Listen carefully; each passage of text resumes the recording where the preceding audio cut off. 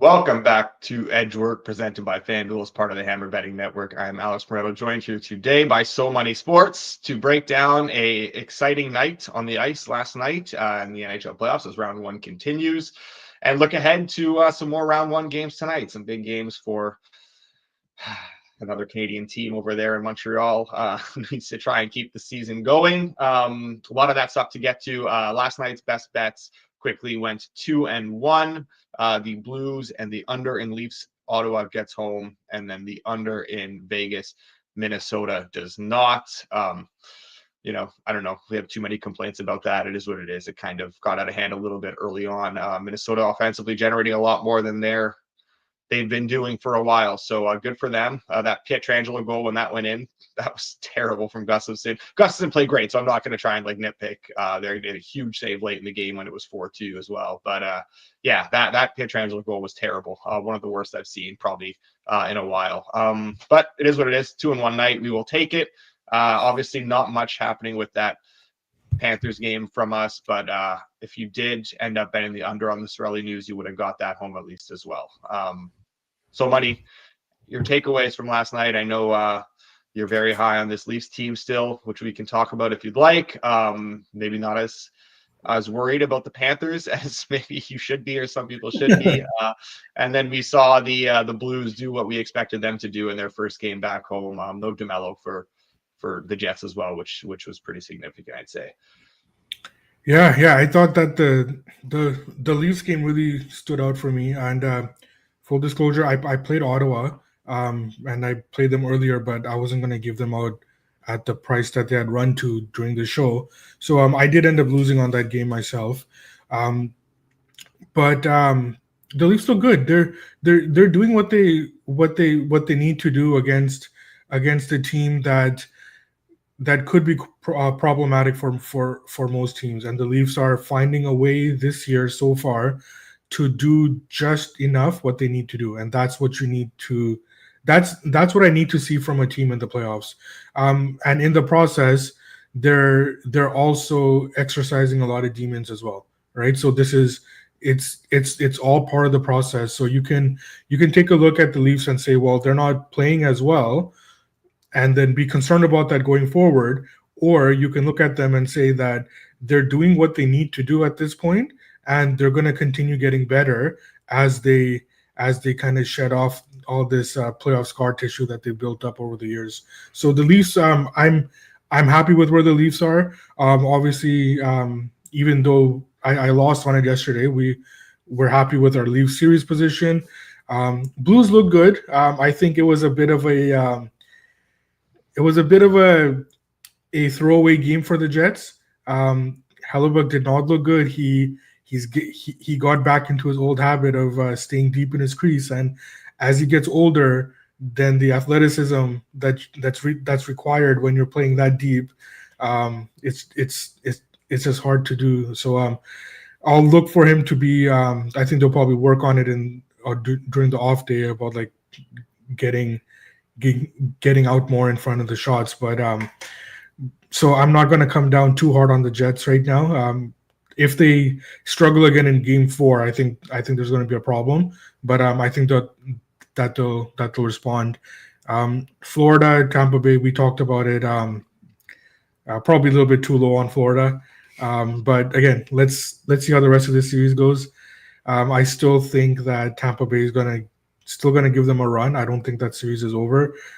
If Florida wins Game 3, then I'm dead wrong, and I'm going to have to eat it. I'll have to eat a lot. Right, and then so that's we're hungry, we'll eat. Yeah, totally.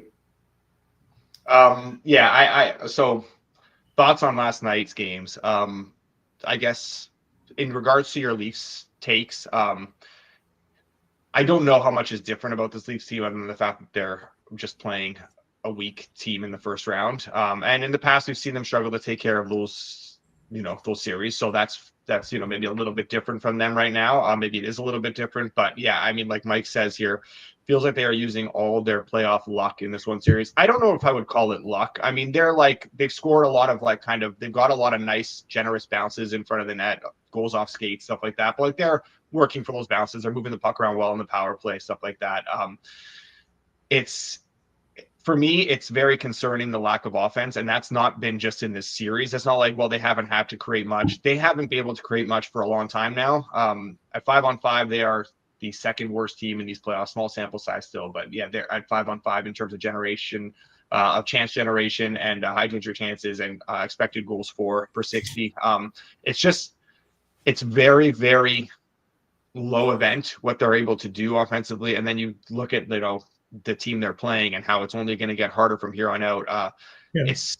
They have elite talent up front, so like they're able to score on limited chances. It's just like, how much are you going to be able to rely on that when you're playing better teams, better defenses, teams that can score a lot more? It's not something that's necessarily going to be punished against the Sens, who also struggle to score. So I'm just a little bit hesitant and cautious to like actually buy into what we're seeing from them here. I know some people who cover the team and watch this team religiously, who are kind of feeling the same way. I'm like, okay, well, we're not learning a ton from this series right now. We're just kind of doing what we need to do to get by. We're not going to really learn anything until the next round, and that's fair. We'll see what we get from them in the second round. You look at what Florida's doing right now, and it's like, how did we not see this coming? It's crazy. I watched a lot of that game last night. I did not watch a lot of the Leafs game last night, so I don't want to comment too much on it. I was kind of dialed into that Panthers game. I wanted to see what I was missing. I didn't get to see much of game one. So, man, the way they defend the front of their net, the way they defend in their own end, it is something. You have to fight for every inch of space. They're just completely shutting down Kucherov. You can see every time he touches the puck, he's got guys on him. They're hitting him. They're rough with him. And he's been a non-factor. He can't even get time on it. They got a lot of power play opportunities. Tampa last night, I think Florida was a little bit more undisciplined than they'd like to be. And still, it just did not matter. This team was there. They were a sleeping giant. We saw the roster. We knew how good this roster could be. And we still we didn't even factor it in. I don't know. It feels like a real missed opportunity there.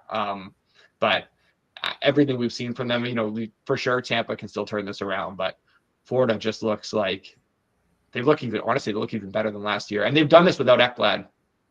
They've done this without Ekblad. Now they're getting Ekblad back for game 3, which is, we'll see what happens with Barkov. I don't imagine he's actually hurt. It didn't look like he was concussed the way he was able to get up after. It looked like he was a bit winded and kind of shake it up. I think it was probably more of a precaution that he didn't come back to the game.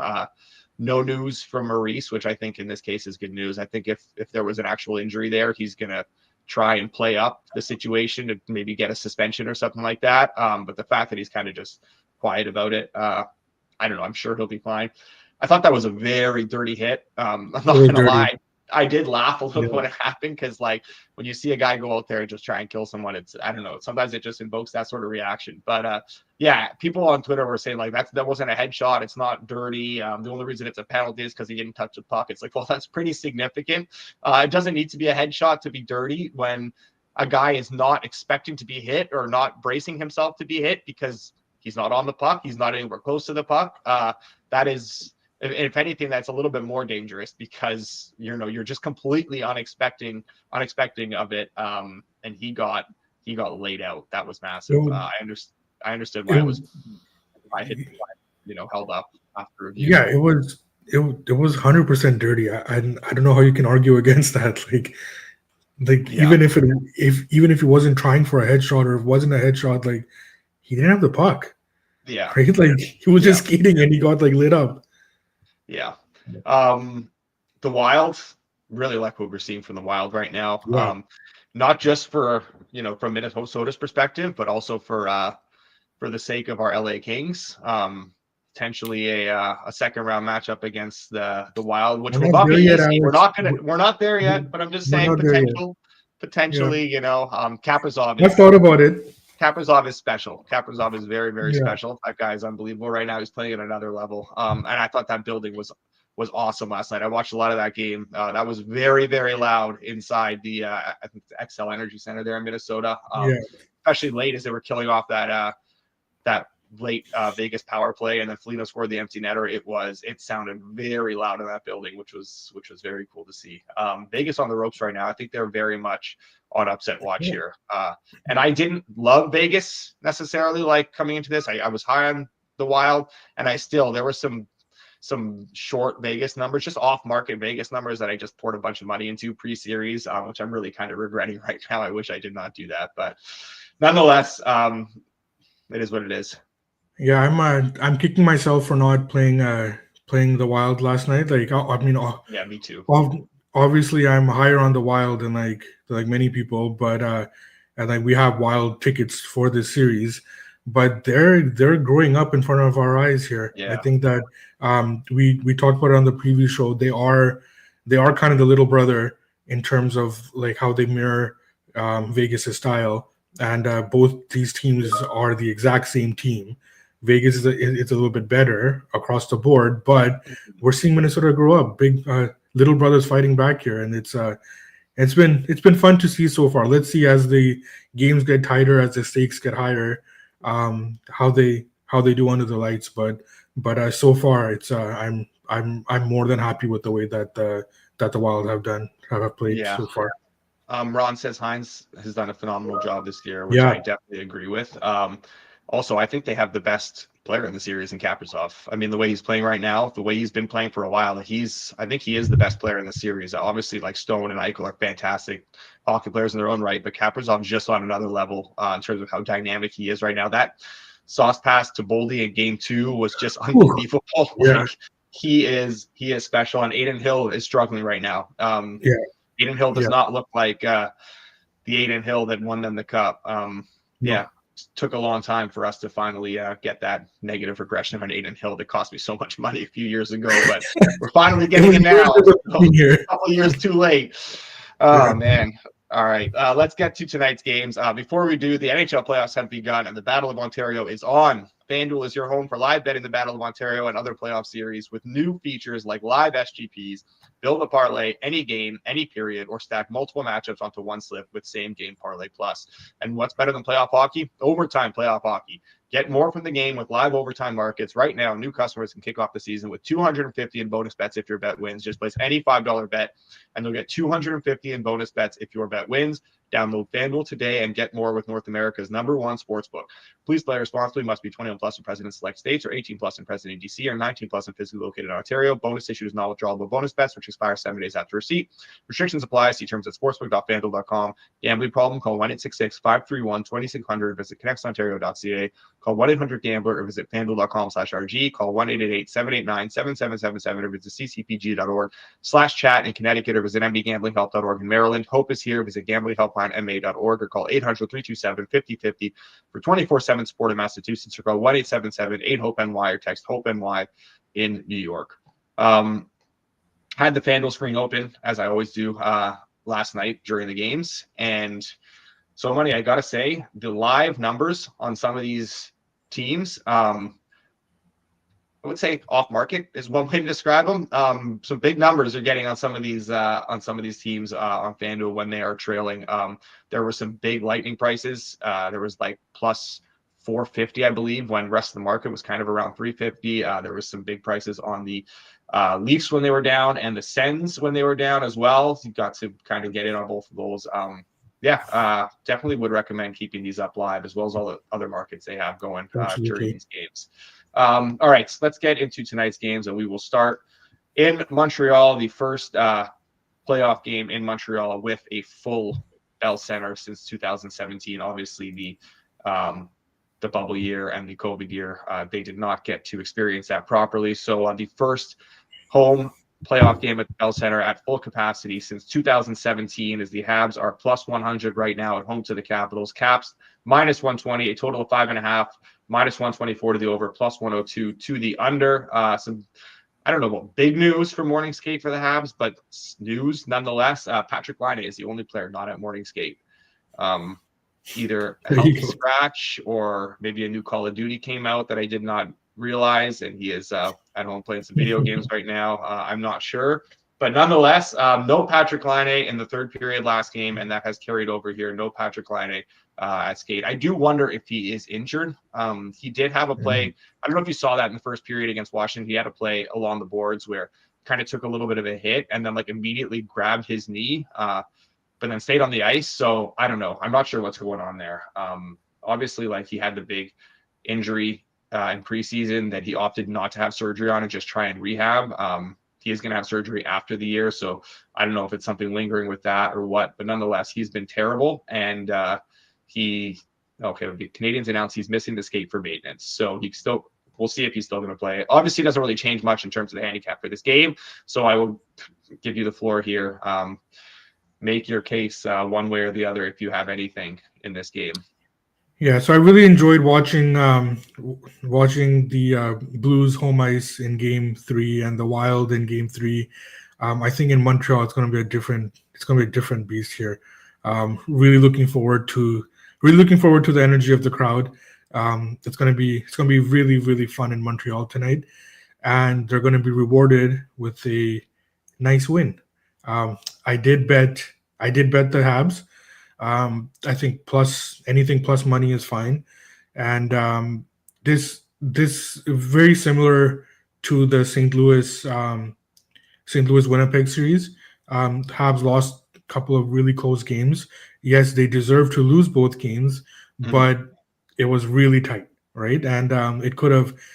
It was right there for them to steal, just like it was right there for the Blues to steal either of the first two games, and then you kind of anticipate that build-up that like this team is really close to breaking out.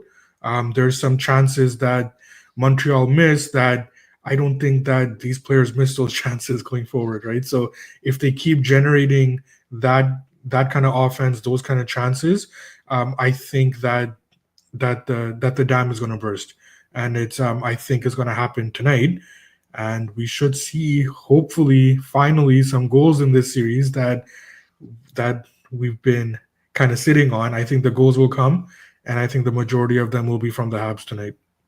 So you are on the Habs. I am cheering you on harder than I've ever cheered one of your bets on before, I'd say. And I am on the over here. I'm going back to the well. What's money? Let's lose a little more on one of these overs. Why not? There's 5.5 minus 120 still available. Nothing's changed in how these games are being played. Nothing's changed in how these teams are generating chances, generating offense. Just been getting some good goaltending from both sides, which very possible that continues. But yeah, Montreal offensively at home, seen them break through a little bit more this season. They've definitely had the offense going more at the Bell Center. So the handicap hasn't changed. If you want to understand why, you can just look back in my last few times I've talked about this series. I still like these overs. I'm still going to keep playing these overs. I think we've been a little bit unlucky not to get one home so far. So we'll go ahead and lock in the Habs and the over in this first game, and we will move on to the Carolina Hurricanes and the New Jersey Devils. Canes minus 172, Devils plus 142, a total of 5.5, minus 102 to the over, minus 120 to the under. So Money, I know you've got your brooms out here in this series, hoping for the best. I know we were looking at potentially like a minus 150-ish sort of price for the Hurricanes in this game. You're getting even bigger, which means, the price you locked in on the sweep is an even better number than you initially thought.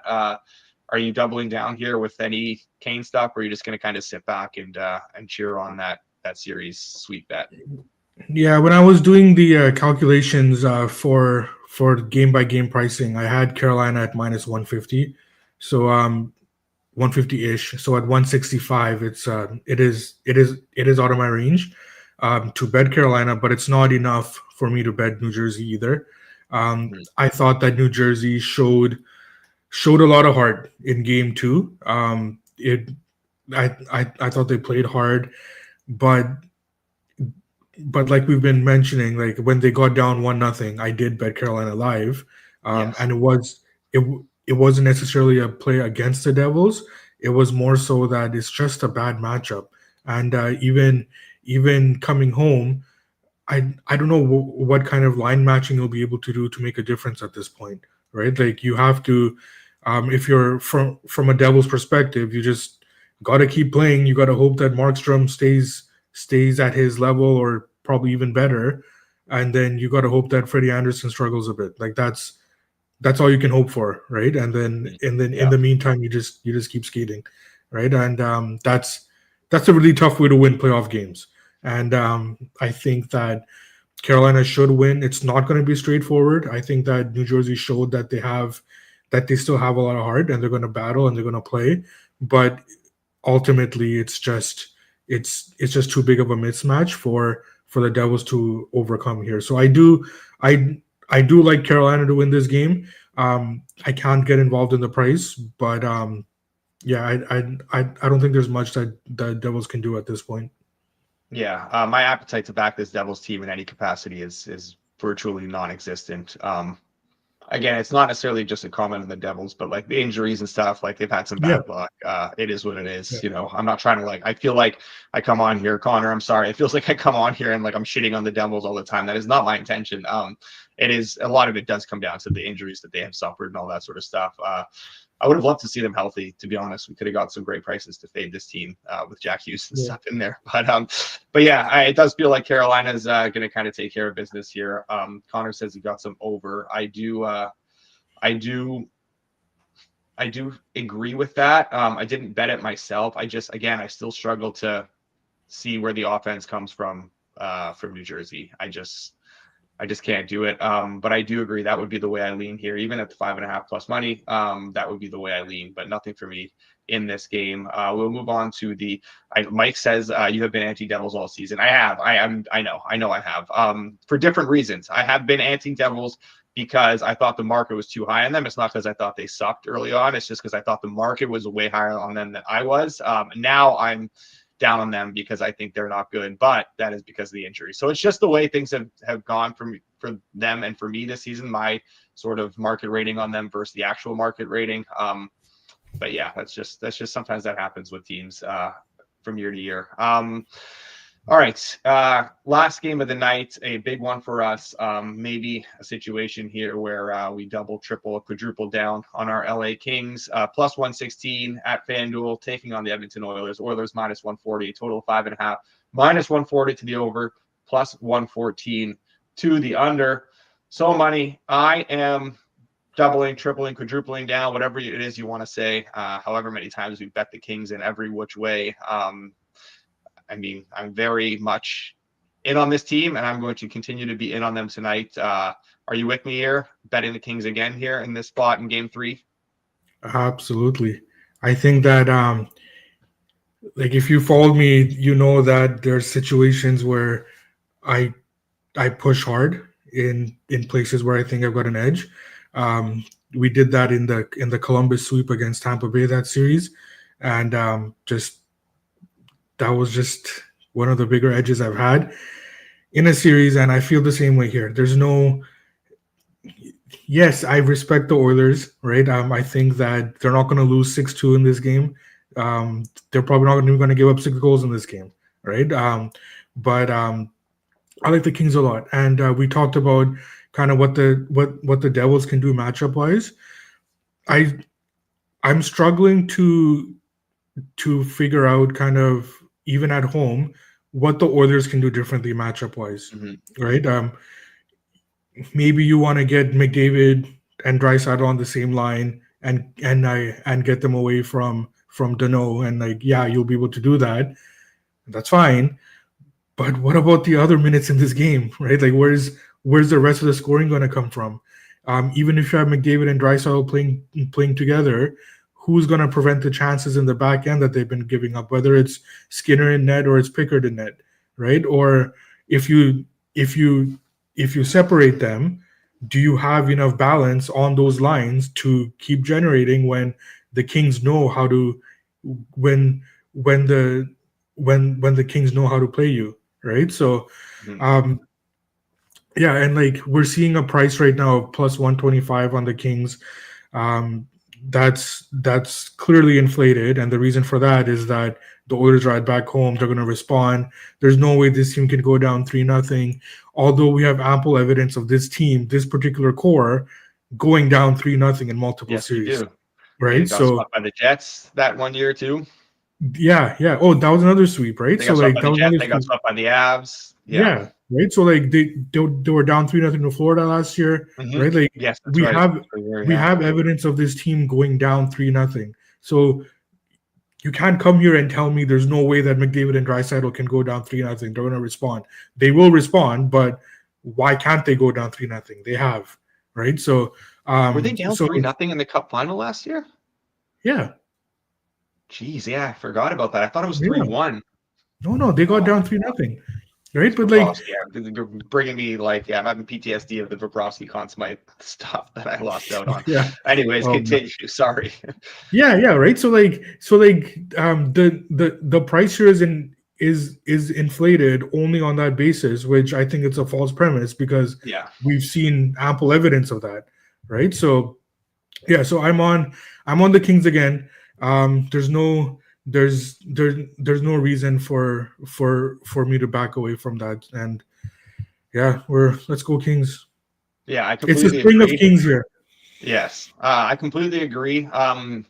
We talked about before the series the importance of the Kings getting home ice and how that mattered a lot for them. It wasn't because of the matchups. It was more just because of the fact that they needed that, even just like that moral victory or that whatever, just getting to start the series at home after having to play this team so many times. It was a fundamental change for them.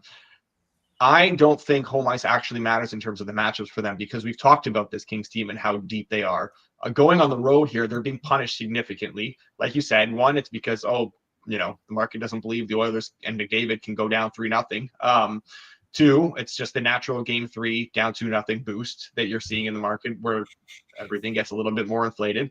And 3, the Kings are being punished for being on the road here, whereas I don't think it actually matters for them because they can match up in so many different ways. They're pretty much comfortable throwing any of these lines on the ice against McDavid, aside from their fourth line. Their fourth line's been playing well too, to be fair, but like you throw Kopitar out there, you throw Byfield out there, you throw Deneau out there against McDavid, you're not like terrified about those minutes no matter what, right? Obviously, McDavid is superhuman and he's a freak and he can win any of those matchups on any given shift, but like you're not getting stuck in a terrible situation or a terrible position where you're going to be overexposed or anything like that. So I think the Kings are being docked way too much in the situation. I think there's some panic setting in for the Oilers. I think we could see a panic move to Pickard here, which would be a big mistake. This is just way too big a price, and I honestly think it can get bigger here. The market's going to bet the Oilers. They always bet the Oilers at home in game 3, down 2-0. Like, I'd be shocked if we didn't see more. I'm just pulling out my screen here. It looks like more Oilers money is coming through right now, which is not the most unexpected. I have not bet the Kings yet. I'm just kind of waiting, but I will be on this team. Yeah, I will be on this team for sure.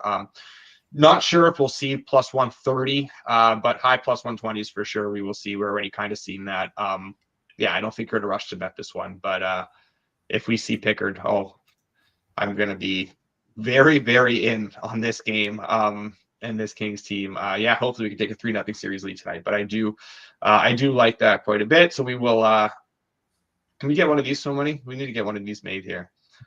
So Money, I left the seamless one, please. That would be fantastic. As Ron says as well, Kempe, Consmai, still some good prices out there. Yeah, definitely there is. Definitely there is. I've had a bit too much Kemper Consmite. I should have got a bit more of the Kempe instead earlier. So Ron's actually the one that got me on got me on Kempe as well. Pretty early as well. And like I've got Kemper as well, but I think that it is important to have both right now because Kemper is kind of he's not standing out the way that he needs to. He's doing enough. Don't get me wrong. He's doing enough, and I'm not gonna come down on my goalie buddies too hard. But like he's doing enough. It's just that for him to win the Conn Smythe, he needs to stand out. And it's still early, but he's not standing out right now. Whereas Kempe really is standing out. I will say, this is the series for Kempe to have to really, not like he can't stand out in other series and score some huge goals. That's obviously going to be something that's going to need to happen consistently throughout the playoffs. But this is the series where he's going to have to really pad the stats against a bad defensive team. It's series he figures going to be higher scoring. You look ahead to potential matchups in the next couple of rounds, a Wild series, a Jet series. We're looking at 5s, totals of 5s consistently throughout those series. That is where Kemper is going to be able to do a lot of his damage potentially, you think. So maybe the Kemper number not moving as much, but we will get to a point where I think you're going to want to have to buy Kemper sooner than later because I think that will eventually run out. But yeah, now is definitely the time to buy Kemper because you'd imagine he's going to keep scoring, keep putting up some points in the series, and that number will just continue to get shorter. So definitely something to act quicker on there. All right, let's build an anytime goal parlay. Keep sending suggestions in the chat. I know we've seen some already. Before we do, just to recap tonight's best bets, we have the Habs plus 103, the Caps and Habs over 5.5 minus 120, and the Kings plus 125. 3 best bets for us tonight in 3 games. All right, anytime goal score. Before we go to the chat, So Money, do you have any? Do you have any that you like for tonight? Suzuki. It's always Suzuki. Any big game for Montreal that they need to win, that they're gonna win, give me that guy. Plus 200. FanDuel does have the best number, tied for the best number in market. I saw one that I also agree with here. John Smith says Uri Slafkovsky anytime goal. I thought he was fantastic in game 2. He was honestly the catalyst for that line. He was on the puck a ton, winning the puck for them. Mind you, FanDuel plus 280. I'm seeing some I see a plus 325 and a plus 290 out there as well. Still one of the better numbers of market at FanDuel. There's a lot of plus 230s out there. What do you think? Do you want to do Suzuki or Slafkovsky? I will defer to you here. All right, yeah. Let's put Slafkovsky. Let's go with the chat there. Okay, we will do Slafkovsky. This will not be included in our anytime goal parlay, but Ron, I want to bring it up because Ron mentions Hudson 2+ points, plus 360 seems juicy. If we like the Habs and we like the over, would agree with that. We got a Stankoven anytime goal suggestion from Connor. Yeah. Well, what's the price there? Let me see. Plus 330. Oh, that's nice. Yeah, that is nice. That is nice. Yeah. That line's been really good. All right, we'll throw Stankoven in there. Room for one more, so we won't do Timo Meier then because we got the Stankoven. We have any suggestions from the Kings game? Just gotta go Fiala, don't you? Yeah, here we go. Yeah, Jordan agrees. Running back Fiala plus 200. Yeah. All right, let's do it. Let's run it back with Fiala. That is, plus 200 on FanDuel. Fiala, Stankoven, Slafkovsky. That is tonight's anytime goal. Oh, that looks parlay. Good. That does look good. Byfield's, I wanted to get Byfield in there too, but FanDuel is a pretty sharp Byfield number right now. There's a rogue plus 325 out there on Byfield that I'll probably be betting after this as well. Slafkovsky, Fiala, Stankoven, that is 48-1. This is Connor. This is not the one. This is another one because we've already had a couple. You got to give us credit where it's due here. We're not over 180 at this point. We're still we're doing okay. All right, that's tonight's anytime goal parlay. The best bets one more time: Habs plus 103, Caps Habs over 5.5 minus 120, and the Kings plus 125. So many before we leave. Before we get out of here, since there's no show tomorrow, I just wanted to ask you quickly about your general thoughts on tomorrow's games. I know I'm putting you on the spot. I did not bring this beforehand. We don't have to go deep into the weeds or anything like that. I know probably necessarily haven't run numbers or anything like that for some of these, but Lightning plus 115, Panthers minus 138, a total of 5.5. Knights minus 152 in Minnesota in game 4. Wild plus 126, a total of 5.5 as well. Leafs minus 106, Sens minus 113, a total of 5.5, juiced towards the over. And then Stars plus 155, a huge number on Dallas in Colorado. Abs minus 188, looking to tie the series. A total of 6.5, more so a total of 6, though, kind of across the board. Anything kind of stand out to you there? Anything you're looking at? Yeah, so just what stands out: Tampa, Florida, the under, as well as I can see myself being stubborn, and I'm going to get an edge on Tampa Bay. I already know looking at the price there. Unless I will say, keep an eye on, because NHL player safety did tweet out that Brandon Hagel has a hearing for the interference on Barkov. So something to just keep in mind. I think the fact that he already got penalized with the 5, I think it'll probably at most just be a fine. I don't think there will be a suspension coming, but with the Department of Player Safety, you really never know. Yeah. So I can see myself being on that under for sure. I think that things will tighten up even more in Florida as the Mhm. Panthers get their matchups and the way that they want to play that series. There's that Minnesota Vegas probably under there again. I still think that that series should start tightening up. I like the Minnesota number, but it'll probably be tough for me to get on that. Toronto, I think Toronto's going to finish it off. I think that, and that might be the breakthrough game for the Leafs in terms of offensive generation that Mhm. that we're kind of looking for. I think that that might come in Game 4 as the wheels completely fall off on the Senators there, Yeah, I and think we see then a defeated Sens team tomorrow. yeah, Like, I yeah, think yeah. I think So that has blowout potential. yeah, and I'm seeing plus money on Toronto right now. I think that Mhm. yeah, that's something that I'll probably be betting early. And then Dallas, Colorado. Colorado's run out way too much. I'm seeing some minus 200s.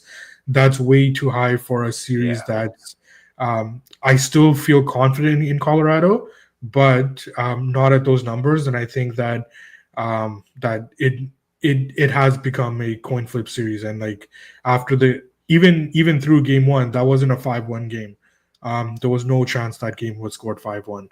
So we're seeing we're seeing coin flips, and minus 180s up to minus 200 on a coin flip is just way too high, even with Colorado at home. So I'll wait and see where that Dallas number goes as well. Yeah, I would agree with that as well. A question here from Connor: what Montreal line are we SGPing? It would have to be the top line. I didn't see the lines for Morning Skate yet because we were on here. I just saw the line; it wasn't in there. But if I don't think you'll be able to get any point totals for some of these, like Evans and stuff like that. Anyways, what I do like on FanDuel right now: Dubois and McMichael point, and Caps under 2.5 goals. That is 16-1. Dubois, McMichael point, and then under 2.5 goals at 16-1. All right.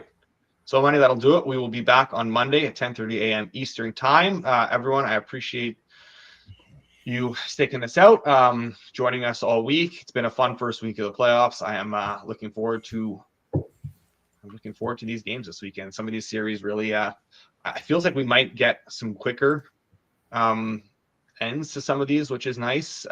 Get a little bit into round 2, but also there's going to be some that are going to potentially be going the distance here. So it could be a lighter week next week as some of these series wrap up, and then we have to wait for some game 6s and game 7s elsewhere before round 2 can start. But we'll see what that looks like. Regardless of what happens, we will be back on Monday for sure, 10:30 a.m. Eastern time, myself and So Money. Until then, everyone, enjoy the games this weekend and good luck on your bets.